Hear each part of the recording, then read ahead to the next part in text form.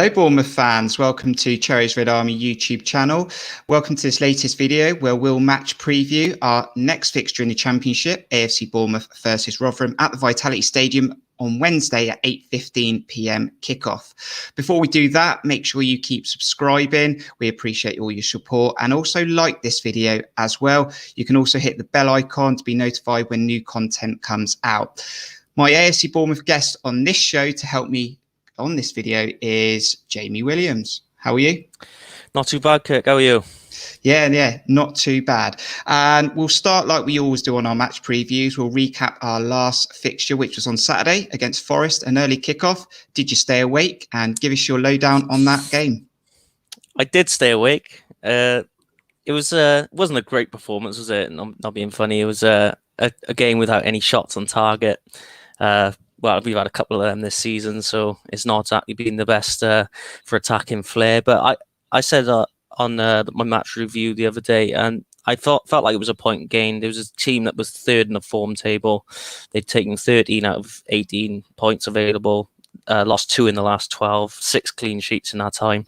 Chris Hughton's side, never going to be easy, and we got out of it. Luckily enough, because obviously they had some chances, but it was a 0-0 draw, clean sheet, something to build on. 2 games now for Woodgate, 3 with the cup, no defeats so far. So he steadied the ship from what was a sinking ship at the time. Yeah, absolutely. Was there anything that you feel with regards to the substitutions that could have happened, maybe come a bit earlier? Yeah, definitely. I think Surridge was the one, wasn't he? I was crying out for Surridge to come on because Shane Long was tiring. At the end of the day, he hasn't played much football at Southampton. Before he come to us, he needs match fitness, so I can see why he's playing. But Surridge should have come in earlier. Probably Lewis Cook as well, or something in midfield, because we weren't getting the ball forward to the attacking players. And Jack Wilshere and Arnaut Danjuma specifically, they were both anonymous for most of the game. So I think maybe a bit too late with the subs, but I think he hinted it in his press conference. He mentioned the 80 minutes subs going to be useful, so it wasn't totally surprising. I think he was happy with a draw, and I think Forest were quite content as well. So 0-0 all round wasn't a bad result, but would have liked the 3 points. So let's look forward to Rotherham then on Wednesday at home. And the first fixture between the teams finished 2-2. Probably one of the first matches I thought where we struggled defensively, almost got bullied out of the game. And we'll show some fixtures, but give us your recollection on that game. Yeah, it was. I remember it being quite a physical, sort of gritty type game. They didn't really let us play. It was a lot of stop-start. I don't think the referee got his cards out quick enough and he allowed them to keep breaking the play up. But I remember getting a penalty early on. Jamal Blackman brought down Solanke, and Junior then stepped up and does what he usually does. I think he tucked it down the middle from memory. And there you go. As we're seeing now, I think there's Blackman bringing him down, isn't it?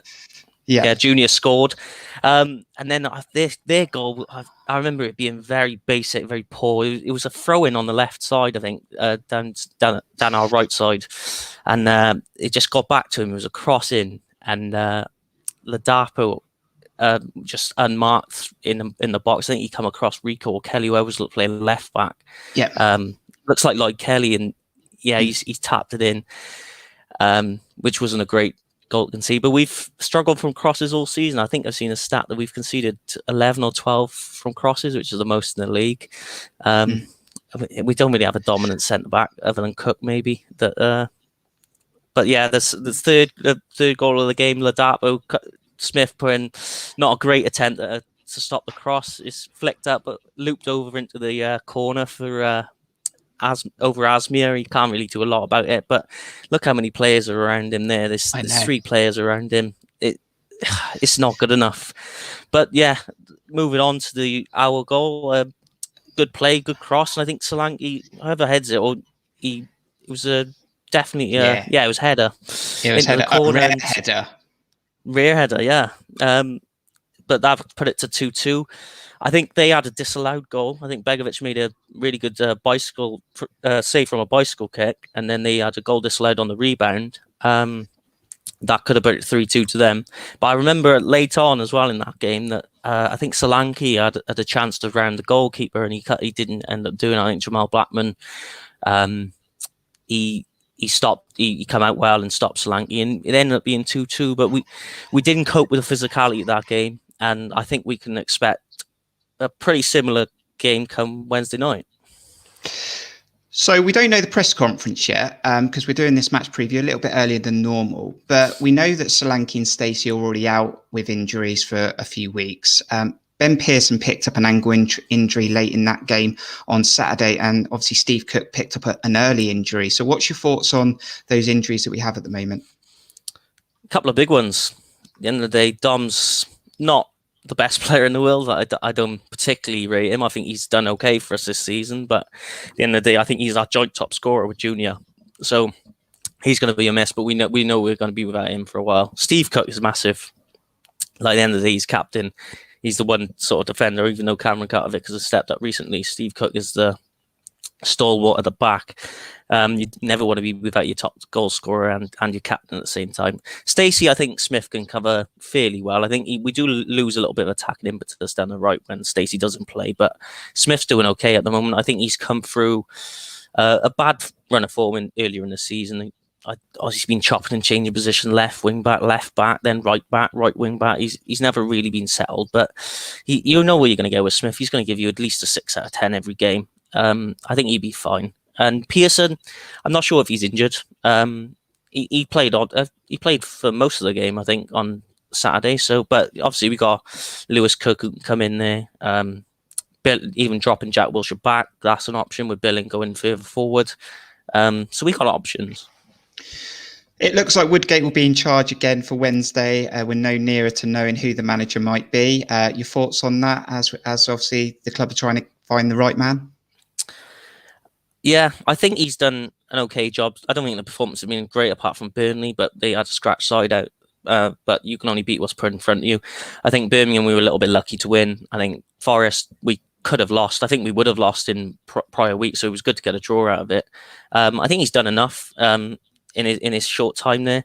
I wouldn't necessarily, from my opinion, I wouldn't necessarily like him to get the job, but I think he's going to have the Rotherham game and probably the QPR game, because it just sort of makes sense that a new manager coming in would come into fixtures, Cardiff at home and Watford at home, 2 massive games for us in terms of the league table and the playoff situation that we find ourselves in. And 2 home games to familiarise themselves with the club. I think that's sort of an opportunity for them to come in rather than an away game at QPR. Imagine if they're going to not give it to Woodgate and they're going to bring someone in externally, it would be post QPR. Right, let's look at our opposition in a bit more detail then. So Rotherham have won 4 in the last 7. They lost on Saturday to Cardiff though, but they look like they're in form a little bit. Yeah, I remember looking at the results and thinking, I think they beat Derby 3-0. Middlesbrough away, I think they beat 3-0, which is unbelievable. I know Borough not necessarily flying at the moment. They're on a little bit of sticky patch themselves, but to go to the Riverside and beat them 3-0, Neil Warnock side, they've obviously got something about them and they're a little bit informed. So it's not going to be an easy one, that's for sure. Another couple of stats for you. They've only got 1 point this season against the top 6, to my knowledge, and you know where that point came from. Also, in the away games they've had against the top 6 this season so far, they haven't scored a goal yet. I mean, what's your thinking on that? It's not surprising. At the end of the day, they are, as much as they're on good form at the moment, they've had a couple of postponed games, but so they are going to be fresh coming into the game. They're not a team that scores that many goals. I don't think they scored that many in League One. I think them and Wickham, both of them last season in League One, were really high in set piece goals, and they used their physicality in that aspect. And I think they've got 11 from set pieces this season. I think they've only scored 35, 36 goals, something like that, and they've scored 11 of them from set pieces. So that's an area that they obviously look to soak up pressure, counter-attack, get free kicks, corners, and look to get goals that way, maybe nick it 1-0 or come away with 0-0 draw. I want to keep a clean sheet, though, after seeing that stat. Right, we're at that part of the show then, Jamie. Let's do this.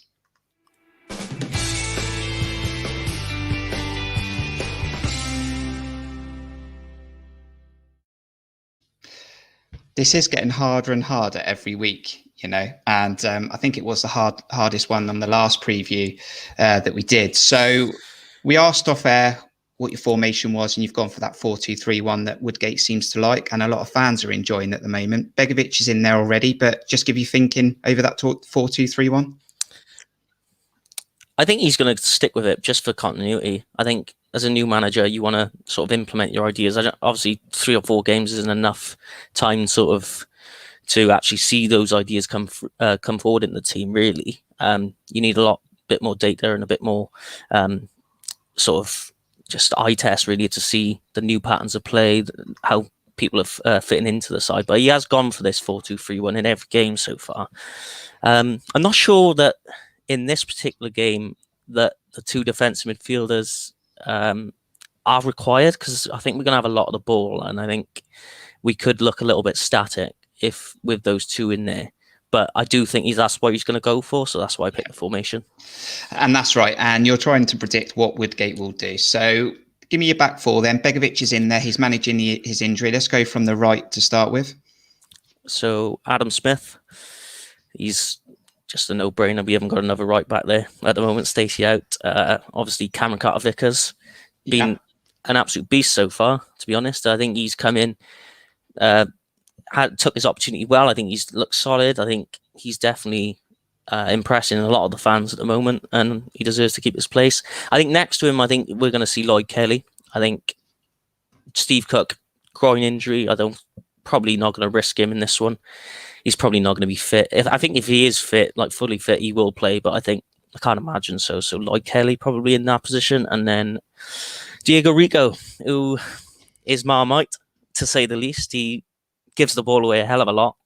I think his recoveries as a defender is really good, but that's because he's constantly giving the ball away, and he has to recover, and he does okay. I think he's not been his best. Recently, I don't think he was bad, but at the end of the day, we had a clean sheet against Burnley. He was involved in that. We had a clean sheet against Forest. He was involved in that. Can't see any different in this particular game.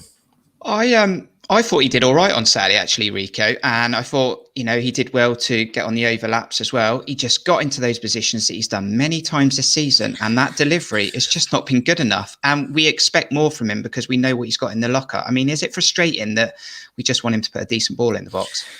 Hang time Rico, isn't it? He literally, just the amount of times he just hangs it up towards the goalkeeper, and he just. I think one on Saturday, he just smashed into the crowd. Well, obviously there's no crowd there, but into where the crowd would be, and you're just like, we need more from him, because the way, specifically Arnie plays, he's a half space player. He's not going to hug the touchline. He likes to come into the pockets inside. So Rico is going to have to provide that width. So his delivery's got to be better. Like we've seen in the slanky goal at Rotherham, we did have the cross in from the left hand side from, I think it was Kelly. That's the type of thing that we need to be seeing from our left back and right back. But Rico has had opportunities to get decent deliveries, and it's just not come to fruition in some games. Okay, so let's move to the 2 holding midfielders. Lewis Cook didn't start on Saturday. Does he start on Wednesday?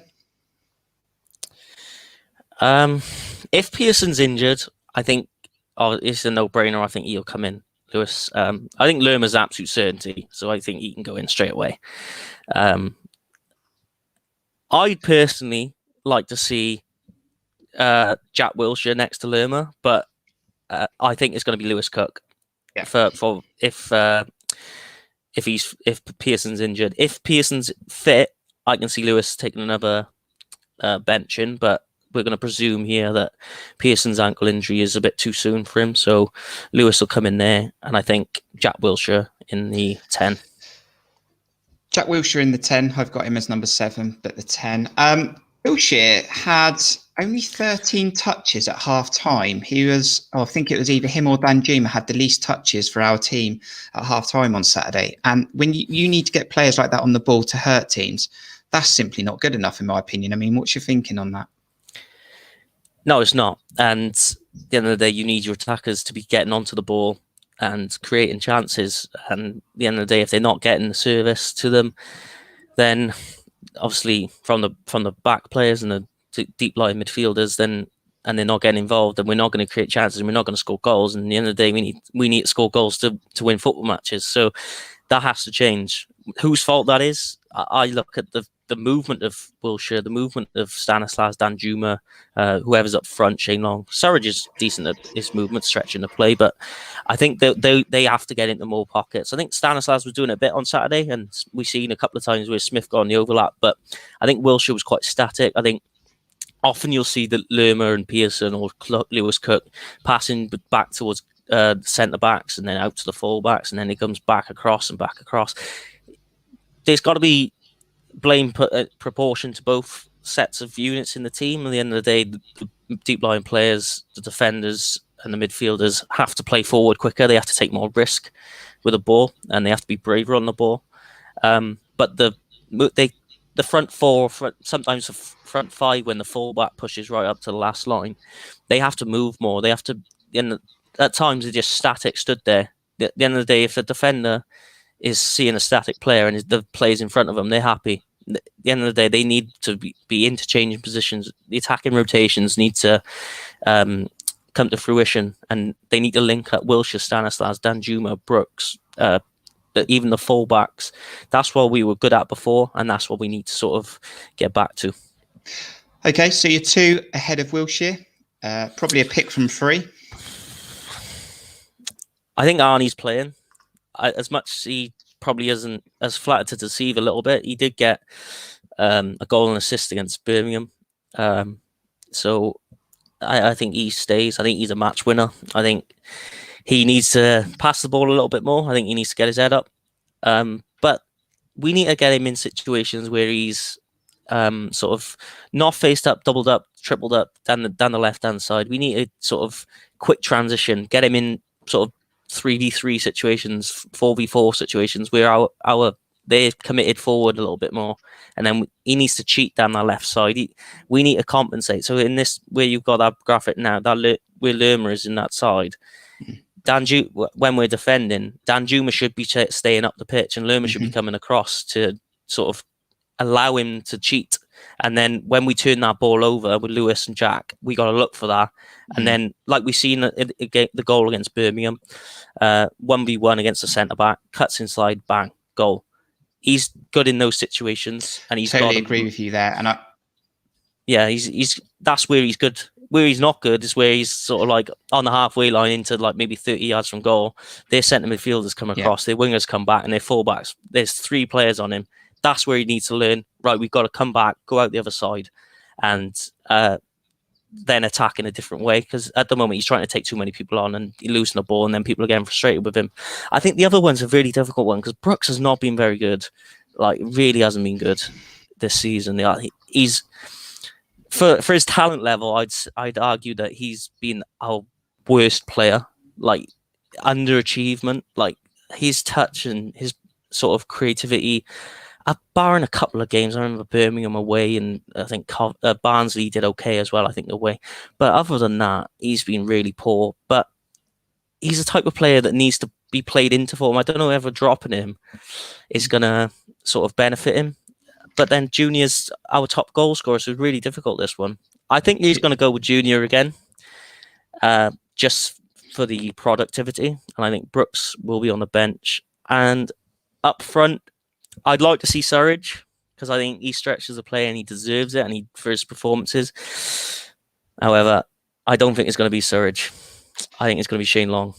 You think it's going to be Shane Long? Just to throw me off there, and Shane Long, and it's a difficult one. I'd like to see Surridge play, and I think Shane I can't see him playing though.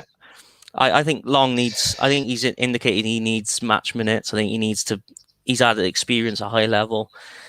Whether I agree with that or not is a different matter. I'm picking what I think Woodgate's going to go with, and I think Shane Long is going to get a nod for his experience and sort of just trying to get him up to speed. So let us know what you think. This is Jamie's pick on who he thinks Woodgate will pick for this game, but let us know if you agree, or let us know maybe what you would do to change that team for Wednesday. Well, we've got that graphic on the screen though, Jamie, and not to spend too long on it, But is there an argument now? This is where I'm sort of going with this now, because I agree with you on Danjuma. He's starting to frustrate me a little bit when he starts to hug the touchline and tries to overdo it, and then he doesn't release the ball, and then he's doubled up. But where he does hurt teams like against Birmingham is in these pockets here. Yeah. And I do wonder whether it is a punt on trying him in something like that. I mean, this is, just off the cuff, what's your thought on something like that? I don't see him in that particular role that you got him there as a number 9.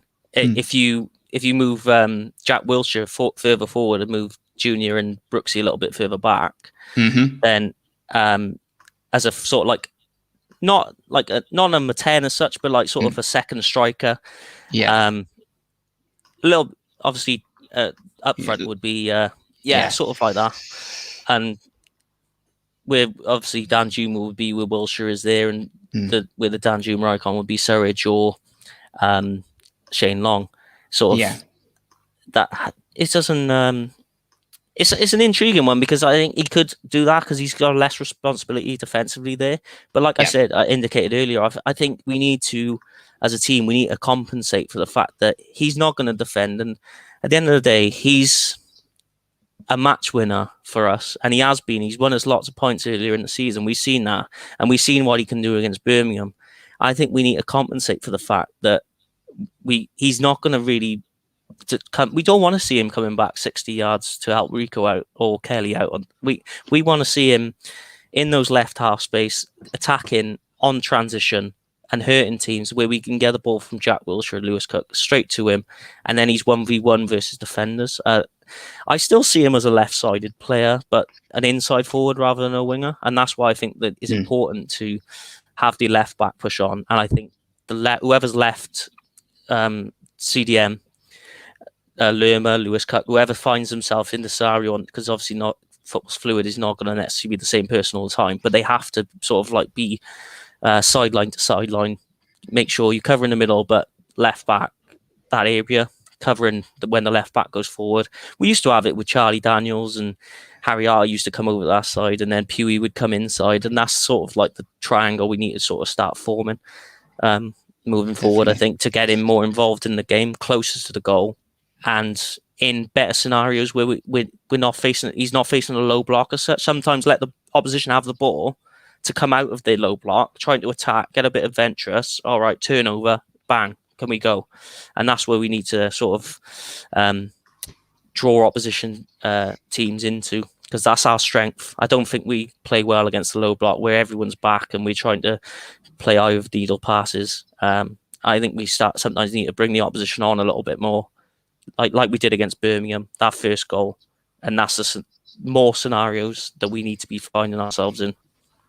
So I'm hoping that our tempo is higher than it was on Saturday from the off. I think if we score an early goal, and I've said this all season, against most teams, we can put teams to bed by half time and manage our squad and our team. But what are you hoping for on Wednesday in your score prediction? Obviously, your score prediction. Yeah. Yeah. So hopefully, obviously a win. I'm thinking that it's not going to be easy. They're going to make it very difficult. It's going to be like your Millwalls, your Lutons, your Sheffield Wednesday type game where they're going to sit back, make it difficult, look for set pieces. They're going to not let us play very much. And I can see it being a narrow win, 1-0. I can't see us blowing them away as much as other teams have done in the top six. But I don't think we're in that moment ourselves in the season. I don't think the confidence levels are that high. And I think at the moment it's just about 3 points, whether that's 1-0 or 2-1, or we're just scoring one more goal in the opposition, really. But I can't see it being, your 3s, 4s. I don't think we're at the same sort of confidence levels as other teams that have put that many goals past them. I think it's going to be tight. I think we're going to have to be good at the back, no mistakes. If we get an early goal, it might open up a bit more, but I think 1-0, 2-0 maximum. I can't see us being more than a 2-goal differential in this one. So Jamie's gone for a 1-0. Let us know what you think the score will be. I'm going to go for 2-0. And with Rotherham not scoring any goals against the top six away from home, I don't want us to be the first team to concede that this season. Jamie, it's been great to have you on. Cheers, Kirk. And I'll catch you soon. I'm sure I'll see you on a free-for-all, but enjoy the game on Wednesday. And you, mate. Cheers. Okay, so we've got lots coming up. So thanks for joining us and watching this latest video. You can always follow us on Twitter. Make sure you do this because you'll get the latest updates on videos and stuff that's going on YouTube. So the latest Twitter is @CherriesRedArmy. Also on Thursday at 8 p.m, we have an interview with Neil Young. Don't miss that. I'm hoping to also have this as a premiere so we can also chat behind the scenes so we can hear your best memories of Neil Young playing for Bournemouth. So don't miss that one. Also try and attempt to get out a post-match reaction video to hopefully a win against Rotherham on Thursday, early Thursday as well, before that interview in the evening.